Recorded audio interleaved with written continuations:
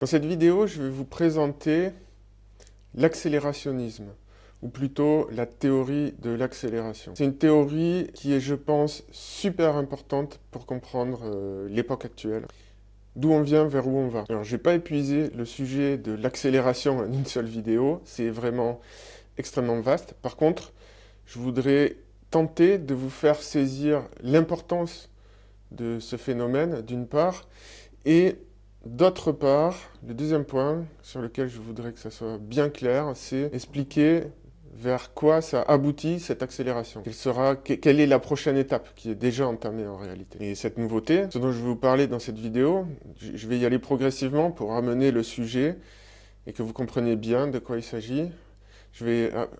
Ça s'appelle l'évolution intentionnelle ou l'évolution consciente ou l'évolution dirigée.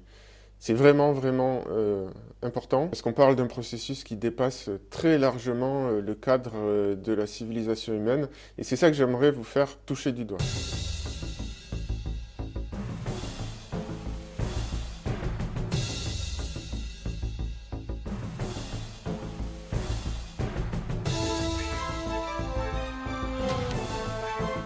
Alors voilà, on va aboutir à ce schéma tout à l'heure, mais je vais faire par ordre antéchronologique.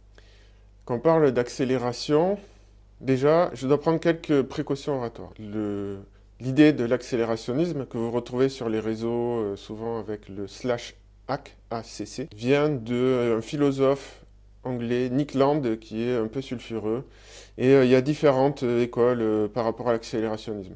Pour simplifier, il y a l'accélérationnisme de gauche, de droite, ceux qui sont contre, ceux qui sont pour. Et moi, ici, dans cette vidéo, je ne prends pas parti, je veux juste décrire ce que j'estime être un phénomène de nature physique, si vous voulez. Il ne s'agit pas d'être pour ou contre, ou d'apprécier ou pas, c'est juste quelque chose un processus qui se produit, et comme je vais le montrer, en fait, qui dépasse largement le cadre de l'humanité. Il y a plein de sous-sujets que je vais laisser de côté pour pas que la vidéo soit trop complexe.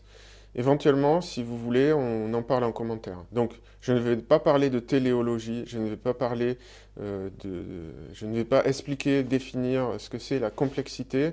Je vais laisser de côté tout l'aspect eschatologique, voire millénariste de ce que je vais exposer ici.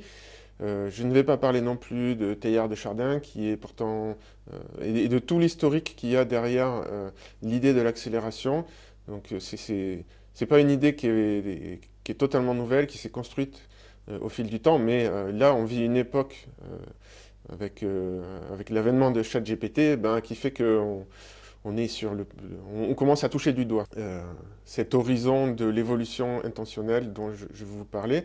Et je laisse de côté aussi la question de l'horizon bionique, qui est aussi un concept philosophique très intéressant et qui demanderait beaucoup de nuances et d'explications détaillées pour pouvoir en parler correctement. Donc tout ça, je laisse de côté, ça va être un discours assez simplifié, voire simpliste par moment. Donc, vous m'en excuserez, c'est pour pas faire trop long. La manière dont je vais présenter ça, c'est sous deux axes. D'abord, je vais parler d'information, donc si vous voulez, de cognition, d'intelligence, de vitesse de circulation de l'information.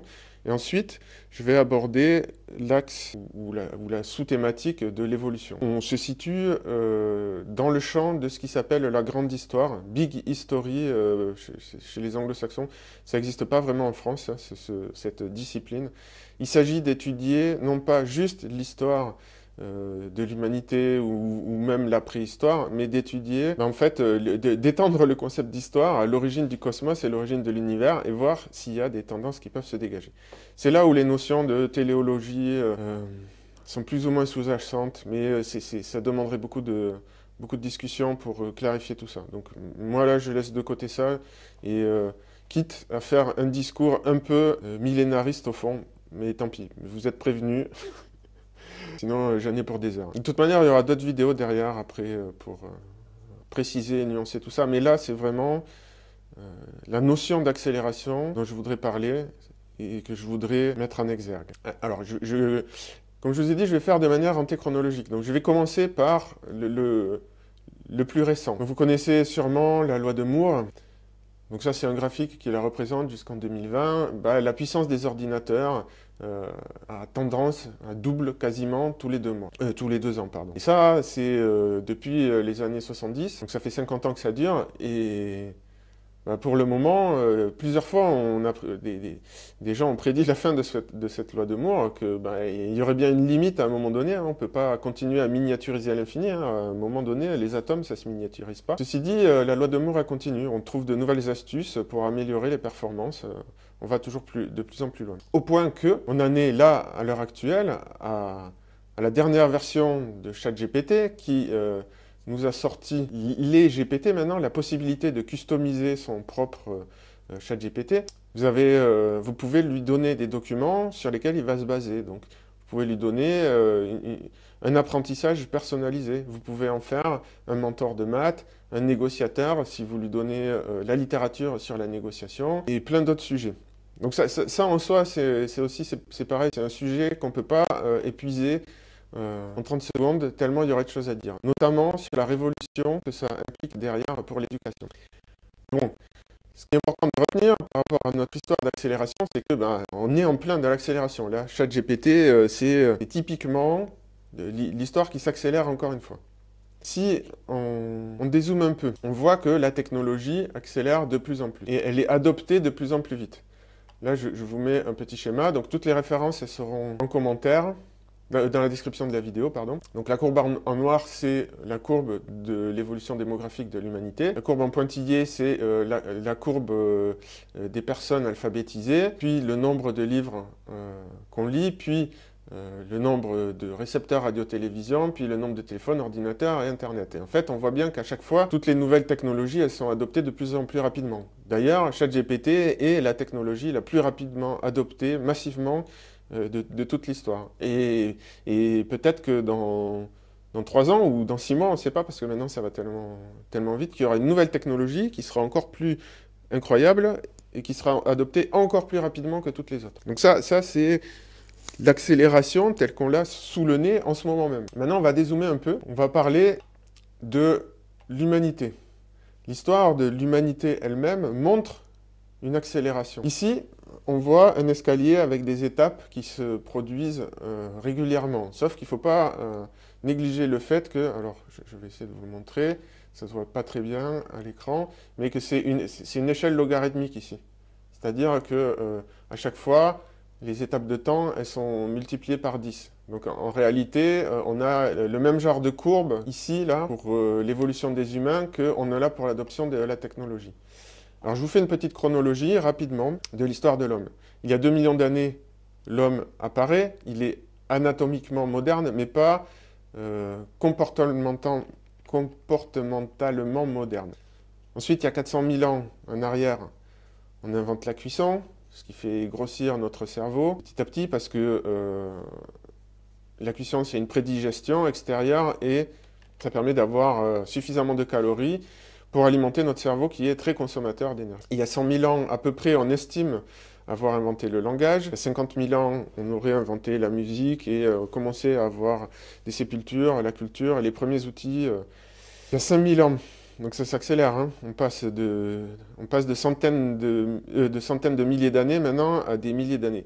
Il y a 5000 ans, on invente les villes, le papyrus, l'écriture. Et là, l'information, elle commence à circuler de plus en plus vite. Donc le langage, c'est déjà une grosse évolution, puisque ça permet de transmettre beaucoup plus d'informations qu'à travers juste les gestes ou les grognements. Le papyrus, c'est pareil, l'information est transmise à nouveau de manière de plus en plus rapide.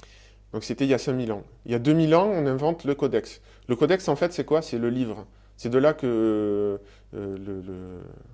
le mot Bible vient. Bible, ça veut dire livre. Par rapport au papyrus, le livre, c'est beaucoup plus pratique parce qu'on peut tourner les pages et arriver rapidement à la zone où on veut. On n'est pas obligé de dérouler tout le papyrus pour aller chercher une information. Donc c'est déjà un énorme progrès, en fait, dans la diffusion de l'information. On continue, on se rapproche de nous. Il y a 550 ans en arrière, donc en 1450 à peu près, est inventée l'imprimerie. Bon, ben là, inutile de dire que c'est... comparé à ce qu'il y a avant, c'est un énorme progrès encore dans la transmission de l'information, puisque on va se retrouver avec la possibilité de dupliquer des livres. On n'a plus besoin de les écrire à la main, de les recopier à la main, on peut les dupliquer très rapidement. On l'écrit une fois et on peut avoir plein de copies. Il y a 120 ans, on invente la radio, il y a 100 ans, on invente la télévision, il y a 30 ans, on invente Internet, et il y a un an, on invente ChatGPT. Sachant que là, il y a quelques semaines, est sortie la dernière version de ChatGPT, donc avec les GPT, avec des gros progrès encore en termes de capacité et de puissance de ChatGPT. Et comme je l'ai dit dans la capsule d'actu précédente, il se pourrait bien qu'on soit à la veille de la sortie de l'intelligence artificielle généralisée. Donc la technologie, elle n'a eu de cesse de s'accélérer et d'aller de plus en plus vite et de permettre la transmission de l'information de plus en plus vite. Maintenant, on va passer à la question de la biologie. Parce qu'en fait, il se passe le même phénomène. Donc là, je vous mets ce graphique qui est la chronologie historique. C'est un récapitulatif des grandes étapes de la chronologie historique de l'évolution biologique sur Terre. Ce qu'on constate, c'est qu'il y a une complexification progressive. Alors quand je dis complexification progressive, voilà, là c'est ici où il faudrait tout un tas de nuances parce que la notion de complexité est très difficile à définir, à mesurer et l'évolution ne va pas tout le temps systématiquement dans le sens de la complexification. Ceci dit, tendanciellement, si vous voulez, grosso modo, ça va quand même dans ce sens-là, visiblement. Puisque de toute manière, le plus complexe émerge forcément du plus simple, ça c'est obligatoire, et on voit qu'on a bel et bien abouti au fil du temps à des formes de vie de plus en plus complexes. Tout ça c'est indéniable et personne ne le conteste. Par contre, se pose la question de la téléologie. Est-ce que l'univers aurait une intention derrière d'aller vers la complexification ou pas? Bon, tout ça, c'est des grandes questions philosophiques, voire mystiques ou religieuses. Je laisse ça de côté. Le constat est là, personne ne le discute. La vie sur Terre va vers de la complexification. Donc on est passé des prokaryotes, je vais zoomer un peu, donc les formes de vie les plus simples, si vous voulez, il y a 4,2 milliards d'années à peu près. Bon, les dates, ça fluctue un peu, hein, mais en fait, la Terre est apparue et la vie, finalement, est apparue assez rapidement derrière. Hein. Elle n'a pas attendu des milliards et des milliards d'années. Dès que le climat s'y est prêté, dès que les volcans se sont un peu calmés, la vie est apparue.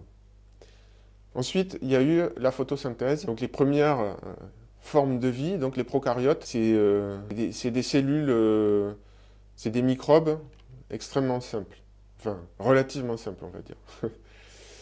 Il y a 1,6 milliard d'années, à peu près, alors là, il le situe sur ce schéma-là, il le situe un peu plus loin, il le met à 2 milliards d'années. Bon, et les dates, on ne les connaît pas exactement, il y a encore des discussions là-dessus, hein, tout ça, ça demandera encore pas mal de recherches hein, pour être affiné, mais bon, grosso modo, c'est à peu près ça. Donc il y a 1,6 milliard d'années, les eucaryotes apparaissent, ainsi que la sexualité. Donc, la sexualité, c'est extrêmement vieux dans l'histoire évolutive. Hein. Et les eucaryotes, qu'est-ce que c'est?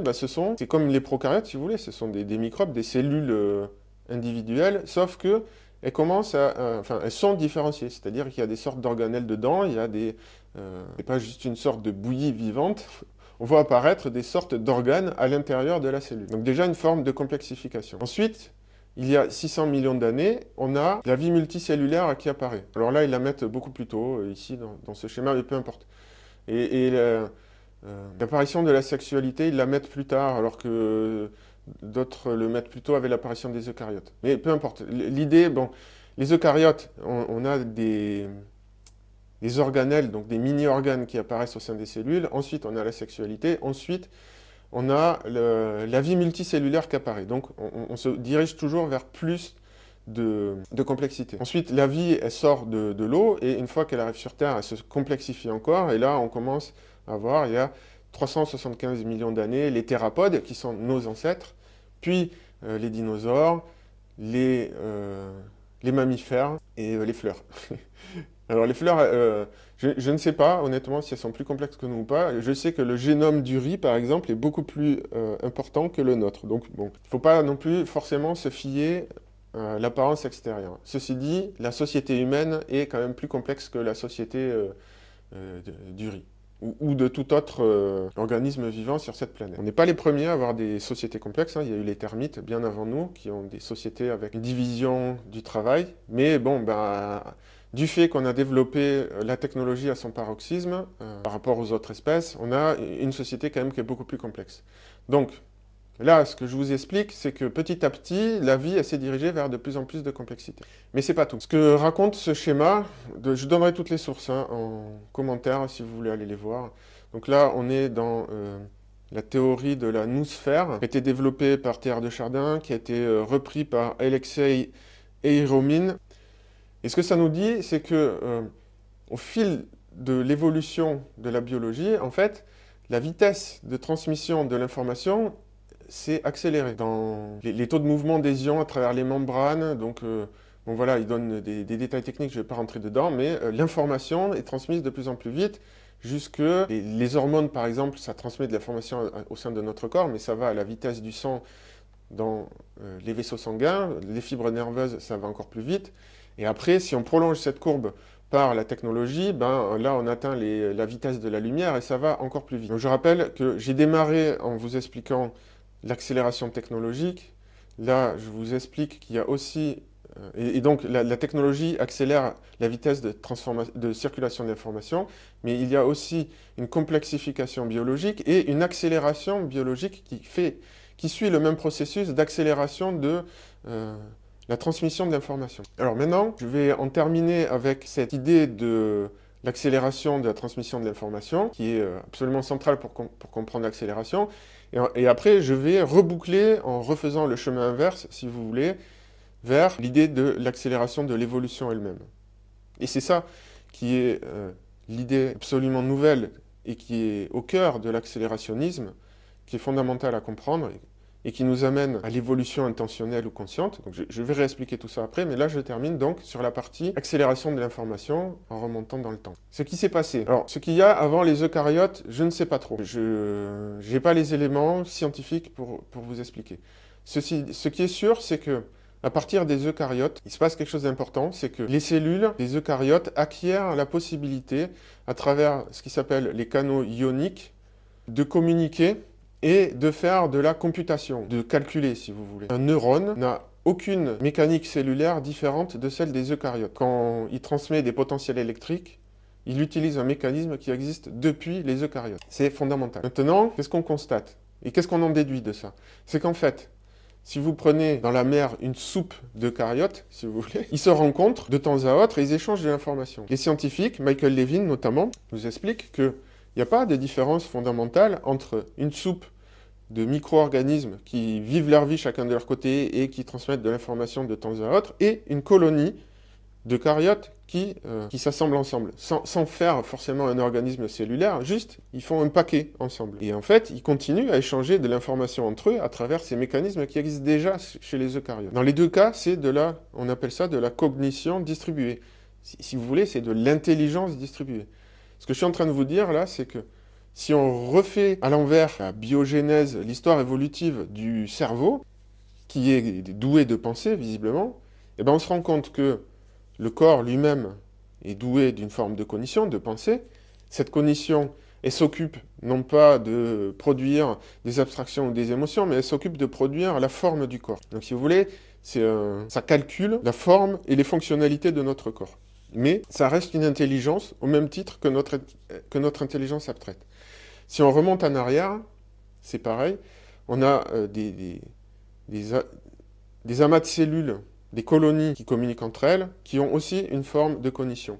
Et si on remonte encore en arrière, au niveau des eucaryotes, donc on a une soupe de microbes, dans l'air ou dans l'eau, peu importe, ou sous terre, qui communiquent entre eux et qui sont une forme de cognition. Mais la différence avec notre cerveau, c'est que c'est une cognition qui est non seulement distribuée de manière beaucoup plus étendue que notre cerveau, mais qui est aussi beaucoup, beaucoup plus lente. En fait, ce qui s'est passé tout au long de l'évolution, depuis l'eucaryote jusqu'à nous, jusqu'aux mammifères et jusqu'à nous les humains, dans notre cerveau qui est quand même particulier, c'est qu'on a une sorte, si vous voulez, de concentration des capacités computationnelles des eucaryotes qui existe depuis le début. Donc, si vous voulez, on a une sorte de nuage de microbes répandu sur toute la planète qui réfléchit très lentement. À quoi? Ben ça... on ne sait pas trop dire actuellement, mais peut-être qu'il a réfléchi à la création de l'étape suivante, c'est-à-dire des organismes multicellulaires, et puis eux-mêmes ont réfléchi à la création de l'étape suivante, comment sortir de l'eau, ils ont inventé les thérapodes. Donc, en fait, si vous voulez, c'est la thèse que je développe dans mon livre Quantalia, c'est que l'intelligence le design intelligent, la théorie du design intelligent qu'on attribuerait à un dieu, un espèce de moustachu ou de barbu quelque part qui flotte et qui dirige tout ça, ben en fait, on l'a peut-être sous le nez, c'est peut-être juste les microbes. Comme nous, on construit les machines, eh ben les microbes, ils ont construit les étapes suivantes, qui étaient les organismes multicellulaires qui ont construit les étapes suivantes. Alors oui, on n'a pas l'habitude de penser comme ça, puisque la philosophie des Lumières et la philosophie humaniste nous a mis au sommet de l'évolution en tant que les seuls dépositaires de l'intelligence et de la raison. Et en fait, tout ça, c'est balayé. C'est pas un discours que j'invente, hein. C'est balayé par les découvertes récentes en biologie, en sciences cognitives, en informatique, et même en philosophie, quelque part. L'intelligence n'est pas... La cognition, on parle de cognition et pas d'intelligence, mais disons, je vulgarise. L'intelligence n'est pas propre aux humains, les animaux en ont tout autant que nous, et plus on remonte, et plus on en trouve partout, y compris jusque dans les microbes, et même dans les forêts. Si vous voulez, le réseau micellaire sous une forêt, c'est aussi une forme d'intelligence. Sauf que c'est une intelligence qui fonctionne sur une temporalité qui est très différente de la nôtre. C'est un peu, imaginez, à l'inverse, un insecte, il vit sur une temporalité qui est plus rapide que la nôtre. Et les forêts, c'est plus lent. Ça réfléchit à l'échelle de siècles ou de millénaires. Et les microbes, eux, c'est une espèce de soupe qui réfléchit à l'échelle des millions d'années. Et nous, on réfléchit à l'échelle de notre vie, donc à l'échelle de la seconde, entre guillemets, mais en même temps, notre champ de réflexion est beaucoup plus limité aussi, alors que celui de la forêt, il est plus vaste, et celui de la soupe de microbes, elle est encore plus vaste. Je parle de soupe de microbes, et j'insiste bien sur le fait que les microbes sont partout, hein. Ils ont colonisé les océans, ils ont colonisé la Terre, mais sous terre autant que sur la Terre, mais aussi ils ont colonisé les airs. En fait, c'est pas très connu, mais il y a des autoroutes à microbes là-haut, en fait, ils se baladent tout autour de la planète, à travers ces espèces d'autoroutes, c'est comme ça qu'ils les appellent, hein, les scientifiques, les autoroutes à microbes. Donc, il y a vraiment un réseau de microbes tout autour de la planète, qu'on pourrait associer symboliquement à Gaïa, hein, mais si Gaïa existe, enfin, si c'est cette cognition distribuée, cette intelligence distribuée tout autour de la planète, eh bien, elle ne réfléchit pas comme nous, ni à la même vitesse que nous. Ça c'est super important à comprendre. Et d'ailleurs, c'est ce que disent les mystiques. Si vous prenez Sadhguru, un yogi indien très connu qui a des millions d'adeptes en ce moment, il explique ce genre de choses. Et il n'est pas le seul, maintenant il y a des scientifiques qui en parlent aussi, mais il explique que si vous voulez comprendre la manière de penser d'un arbre, il faut arriver à ralentir notre mode de pensée, si vous voulez, pour qu'il soit synchrone avec celui d'un arbre qui a une vie beaucoup plus longue. Et en plus, l'arbre, ce n'est qu'un élément d'une forêt. Donc il faut se mettre au niveau de la vie de la forêt, en fait, si vous voulez. Et c'est pareil avec d'autres organismes. Si vous regardez une vache ou si vous regardez un cheval, qui sont des organismes plus gros que nous, ils vivent plus lentement. Donc nous, à côté, on s'agite, on va vite. Si vous voulez communiquer avec eux, il faut vous ralentir.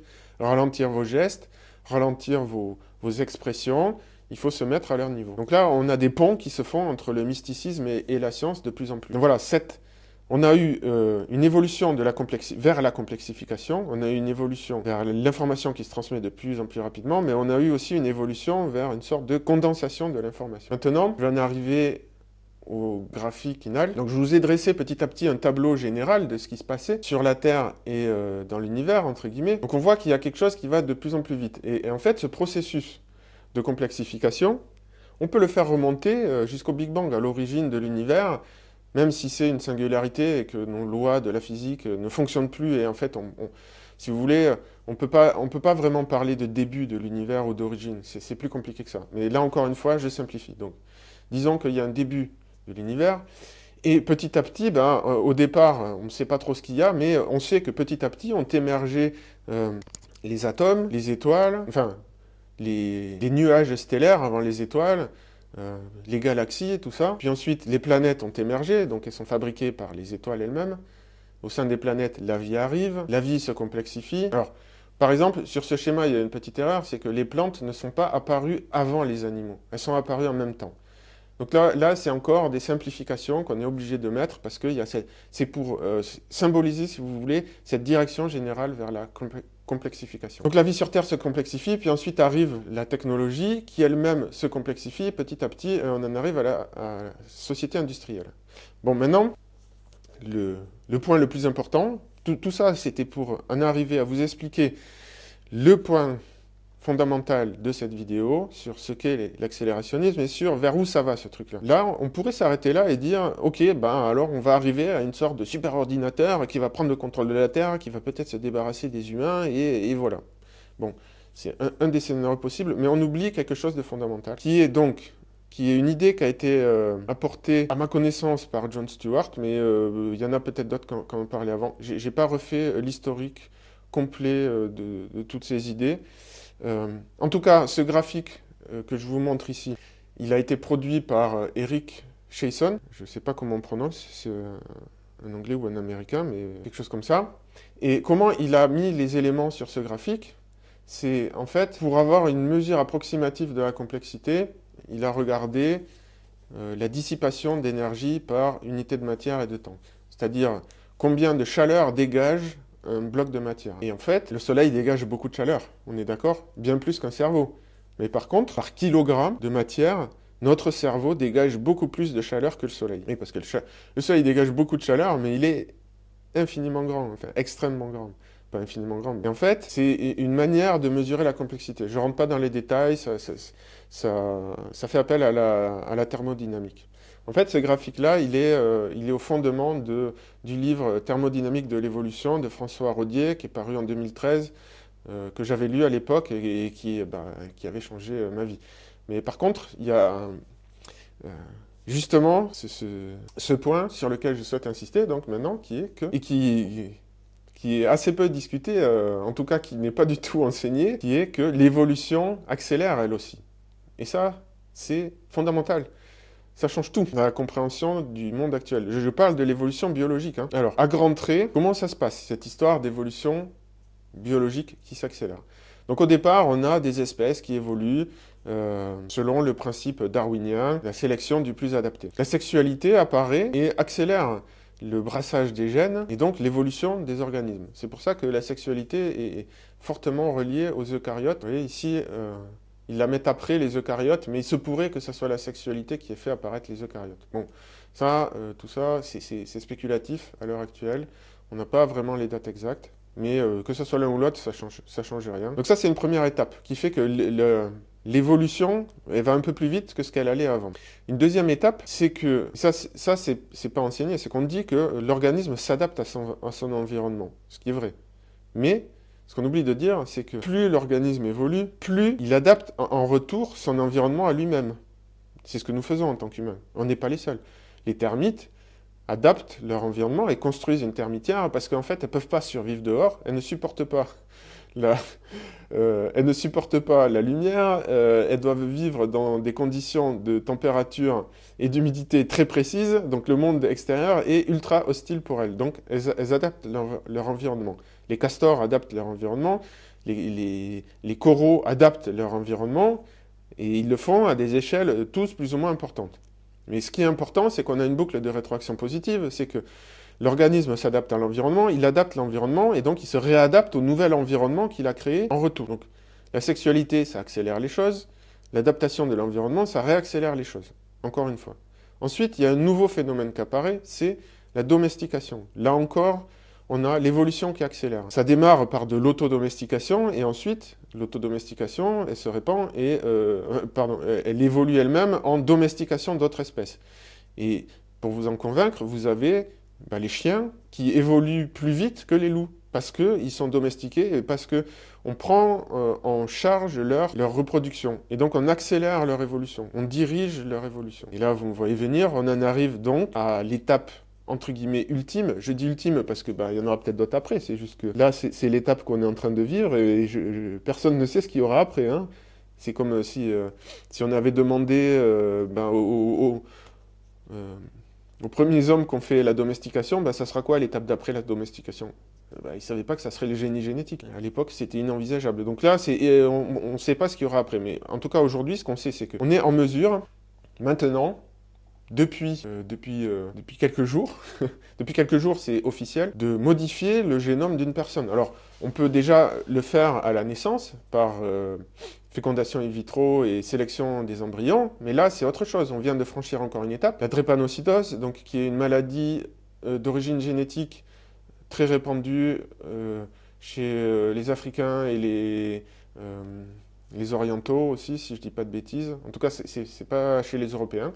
Eh bien, ils viennent de sortir un traitement révolutionnaire à l'aide de CRISPR-Cas9, qui est un éditeur qui permet de modifier le génome d'un être vivant. Donc en gros, on vous fait une piqûre et vous n'avez plus la drépanocytose. Et apparemment, ça fonctionne à 97%, dans 97% des cas. Donc là, on vient de franchir une étape. On va encore plus loin dans l'accélération de l'évolution. Et ça, CRISPR-Cas9, on l'utilise sur les humains parce qu'on l'a déjà utilisé sur les plantes et sur les animaux auparavant. On était déjà capable de créer des nouvelles espèces. Donc l'évolution évolue, elle va de plus en plus vite, au point qu'on en arrive maintenant avec la fusion entre l'évolution traditionnelle et la technologie, où on va pouvoir décider dans quelle direction on évolue, individuellement ou collectivement. Donc vous vous rendez compte que ça, c'est une perspective qui change tout. On n'est plus dans le spéculatif, là on y est, ça y est, ça a commencé. La société, elle va être bouleversée non seulement par l'arrivée des intelligences artificielles générales, comme ChatGPT, qui n'est qu'un bébé IA, mais elle va être bouleversée par une deuxième chose, qui est la possibilité de modifier le génome, notamment grâce aux IA, mais grâce aux nouvelles technologies qui sont inventées. Donc l'accélération, c'est ça. C'est pas uniquement l'histoire des IA, c'est que l'évolution elle-même a toujours accéléré depuis l'origine des temps, si vous voulez, depuis que la vie existe. Et là, on arrive à une phase où on va pouvoir la diriger volontairement. Et évidemment que ça pose des questions infinies d'éthique sur les risques qu'on prend, sur la société qu'on va créer avec ça. Donc tout ça, je ne vais pas en parler maintenant. Ça sera à l'occasion de plusieurs autres vidéos, parce que vous vous doutez que le sujet ne va pas s'épuiser en 3 vidéos. Donc l'accelérationnisme, c'est des théories plus ou moins politiques, plus ou moins on accepte, ou on est contre ce genre de bouleversement. Donc c'est pour ça que j'ai mis l'accélérationnisme. Mais moi, ici, je veux décrire un processus avec toutes les précautions oratoires que j'ai prises, mais que je n'ai pas détaillées, pour dire c'est un phénomène. En fait, c'est un phénomène, c'est une tendance de l'univers, si vous voulez. Alors tout ça, ça a des liens. Je ferai une vidéo dédiée avec l'ufologie et l'exobiologie. Ça amène une perspective sur ces histoires-là complètement différentes qui bouleversent complètement le champ. J'ai très hâte de vous faire cette vidéo parce que j'ai été pendant une dizaine d'années dans l'ufologie. Bon, je m'y suis intéressé de près. Il y a des choses très très intéressantes et intrigantes dedans, hein. Bon, maintenant, ce n'est plus un sujet... À l'époque, c'était un sujet complètement risible. Maintenant, ce n'est plus un sujet dont on peut se moquer aussi facilement, puisque le Pentagone a dévoilé des documents avec des vidéos d'OVNI en disant on ne sait pas ce que c'est. Donc officiellement, il se passe un truc. Il y a eu Grush, dont j'ai parlé, David Grush, qui a dit on a des épaves. Et c'est passé au Congrès américain. Là, on n'est plus du tout dans les délires... d'ufologue. Là, il se passe quelque chose dans les institutions. Et vous allez voir que tout ça, c'est en lien avec l'accélérationnisme. Donc là, ça sera l'occasion d'une autre vidéo, et ça ouvre des perspectives vraiment fascinantes. Et j'ai juste insisté sur le côté, parce que l'ufologie a encore cette image de ne pas être une discipline très sérieuse, ce qu'elle n'est pas. Faut bien dire ce qui est.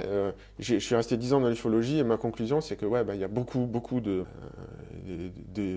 de mythes, d'exagérations, de fables, il y a beaucoup de délire. Mais je voulais faire une petite parenthèse pour dire que non, il y a quand même un fond de vrai qui est sérieux. Et pour dire que et qu'en lien avec l'accélération, là, ça devient encore plus intéressant de creuser ce sujet-là. Voilà. En lien avec la conquête spatiale qui s'amorce aussi en ce moment. Et la fusée de Musk, le Starship, qui a atteint l'espace, là, il y a quelques jours. Donc c'est extraordinaire, parce que je vous décris l'accélération, on est en train de la vivre, en ce moment même, ces jours-ci. Donc ensuite, cette histoire de l'évolution qui évolue, on appelle ça l'évolution, EU-évolution, ou l'auto-évolution. Et là aussi, c'est tout un sujet qu'il va falloir développer, parce que, comment on s'y prend? C'est pas juste, ok, j'ai une maladie et je me fais faire un traitement génétique. Ça va bien plus loin que ça, vous vous en doutez. Ça pose tout un tas de questions sur comment on va diriger cette évolution, et pas que pour nous, c'est pas que pour les humains. Toute la vie sur Terre va être impactée et est déjà impactée. C'est évidemment en lien avec le réchauffement climatique, puisque ça va être une des réponses au réchauffement climatique avec le géoengineering. Ça va être les 2 réponses globales qui vont être mises en place. Alors cette histoire, je fais une petite parenthèse. On peut être pour ou on peut être contre l'accélération technologique, le géoengineering, le bioengineering et tout ce que vous voulez. Mais là, c'est pour ça que je fais cette vidéo. C'est pour vous montrer qu'on est face à une tendance cosmique. C'est l'univers qui va dans cette direction-là. Alors ok, on peut s'y opposer, mais c'est pas dit que les conséquences nous plaisent tant que ça. Si c'est vraiment ce que ça a l'air d'être, de toute évidence, une tendance de l'univers. On y va, c'est comme ça, c'est la tendance générale. Nous-mêmes, nous sommes le produit de cette tendance. Les prokaryotes et les eucaryotes, ils auraient pu se dire « Ah ben non, on va pas passer à l'organisme multicellulaire, hein, parce que bon, on sait jamais, qu'est-ce qu'on risque ?» Bon ben voilà, d'une manière ou d'une autre, ils n'ont pas eu le choix, si c'est la tendance de l'univers à aller vers plus d'informations complexifiées et de plus en plus rapides. Et donc une évolution qui s'accélère et qui devient de plus en plus consciente et intentionnelle. C'est vraiment le fond de la vidéo, hein, ce que j'aimerais que vous compreniez. Et toutes les implications que ça va avoir.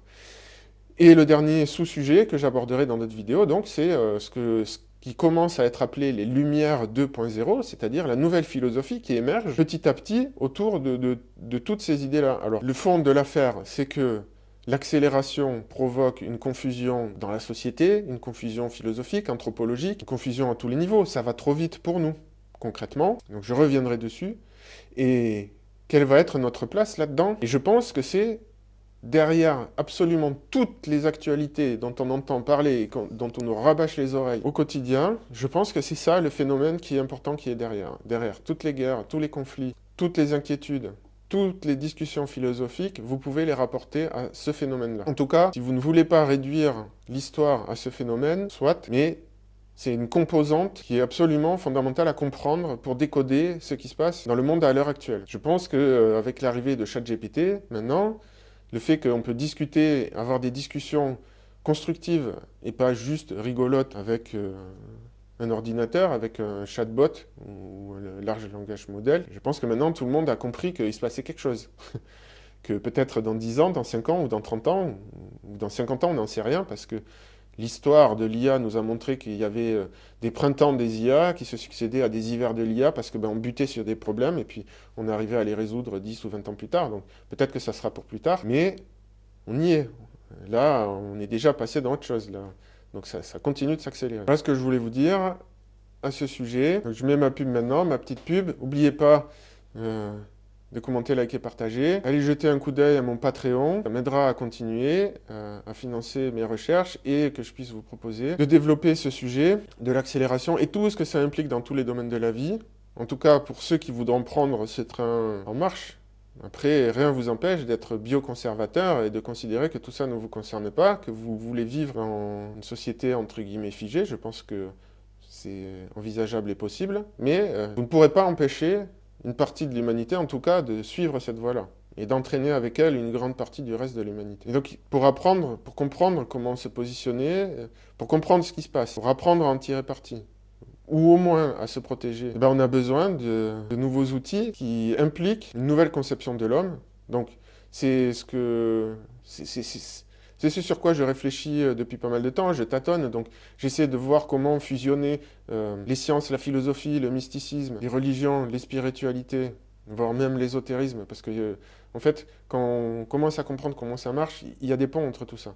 Alors, ça porte un nom, ça s'appelle la transdisciplinarité. Maintenant, c'est un domaine qui commence un petit peu à émerger, qui est marginal, hein, je ne vais pas dire le contraire, mais il y a des scientifiques reconnus qui sont moteurs là-dedans, il y a un vrai changement qui est en train de se produire, hein, donc ces fameuses Lumières 2.0, qui aboutissent à ce que j'appelle maintenant la cognitique. Enfin, c'est pas moi qui l'appelle comme ça, mais je trouve que c'est le meilleur mot, qui fusionne un peu tout ça. Le problème de la science, c'est qu'elle est trop matérialiste et elle rejette toutes les questions spirituelles. Et la spiritualité, c'est le problème un peu inverse, c'est qu'elle a tendance à oublier le corps, se concentre sur l'esprit. La philosophie, c'est pas mal, mais elle a tendance à oublier la pratique individuelle derrière, l'auto-transcendance, qui est un thème absolument majeur à partir du moment où on commence à se dire qu'on va pouvoir diriger sa propre évolution génétique du temps de son vivant.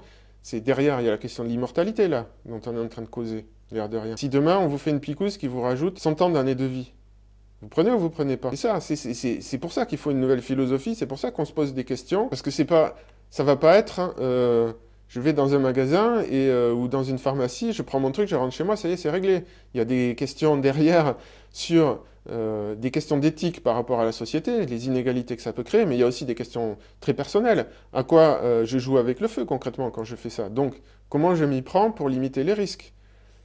Donc tout ça, la philosophie des Lumières, à base de la raison logique, si vous voulez, elle est complètement dépassée.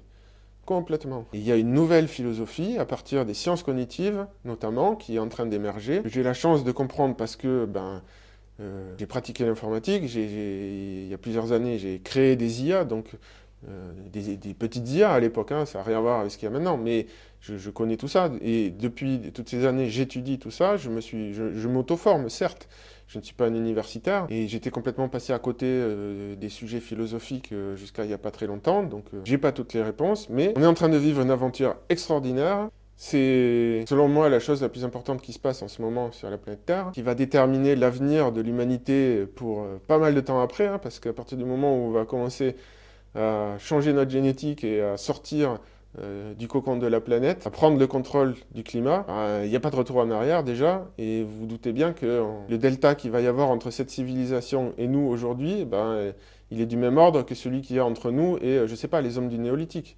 Ils nous regarderaient avec nos ordinateurs en train de discuter avec des machines, vous imaginez bien que ce serait un peu difficile à comprendre pour eux. Bon, là, on est en train de vivre un tournant historique de cette ampleur-là.